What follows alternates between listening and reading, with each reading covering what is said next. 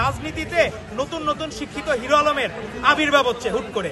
Hero আলমও মনে করতেছে আমি একটা মনে হয় শিক্ষিত বন্ধু পাইলাম। তো এই জন্য মনে হয় নাসিরউদ্দিন পাটোয়ারির আচার আচরণ দেখলে মনে হয় সে নিজে মমতাজ আগে নর্তকী ছিল, পার্লামেন্টে গেছে, পরবর্তীতে হিরো আলম ছিল, পরিমণিরা ছিল, সেই শূন্য স্থান পূরণ করার দায়িত্ব নিয়েছেন এই নাসিরউদ্দিন পাটোয়ারিরা। খালি কলসি বাজে বেশি, ভরা কলসি বাজে না, রূপ নাই তার সাজন বেশি, রূপের মাইয়া সাজে না।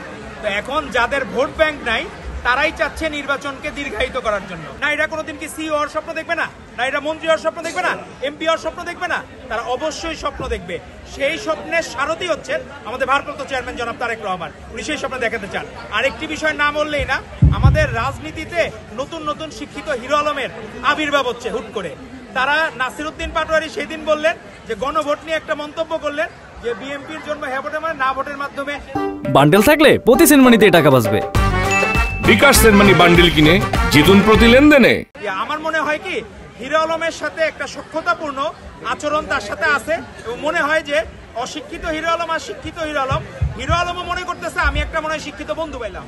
তো এই জন্য মনে হয় নাসিরউদ্দিন পাটোয়ারির আচার আচরণ দেখলে মনে হয় সে নিজে মমতাজ আগে নর্তকী ছিল, পার্লামেন্টে গেছে, পরবর্তীতে হিরো আলম ছিল, পরিমণিরা ছিল, সেই শূন্য স্থান পূরণ করার দায়িত্ব নিয়েছেন এই নাসিরউদ্দিন পাটোয়ারিরা। তো আমরা তাদের বক্তব্যকে ঘৃণা ভরে প্রত্যাখ্যান করি, কারণ বাংলাদেশে যতবার সুষ্ঠু নির্বাচন হয়েছে ততবারই বিএনপি রাষ্ট্র ক্ষমতায় অধিষ্ঠিত হয়েছে। এবং আজকে এই কুষ্টিয়ার মিরপুর উপজেলা থেকে আমরা বলতে চাই সারা বাংলাদেশে যত ভালো উদ্যোগ হচ্ছে, ছাত্র দলের ব্যাপারে প্রত্যেক ক্যাম্পাসে আমি আমাদের ভাই বোনদের প্রশ্ন করেছিলাম তারা কি কোনো অন্যায় দেখেছে কিনা, ছাত্র দলের কোন নেতৃবৃন্দ তাকে হ্যারাস করে গেছে কিনা। তারা বলেছে ন্যূনতম 5 আগস্টের পরে ছাত্র দলের একজন ভাই একজন বোন তাদেরকে হ্যারাস করে নাই। এটাই আমাদের প্রাপ্তি।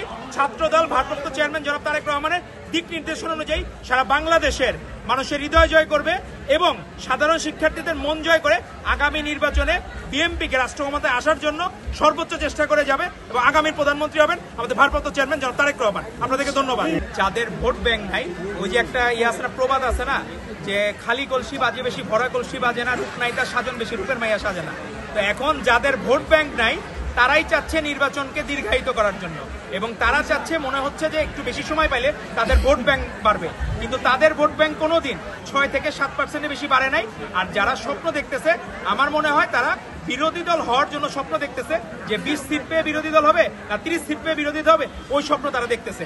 তো আপনাদেরকে সকলকে ধন্যবাদ।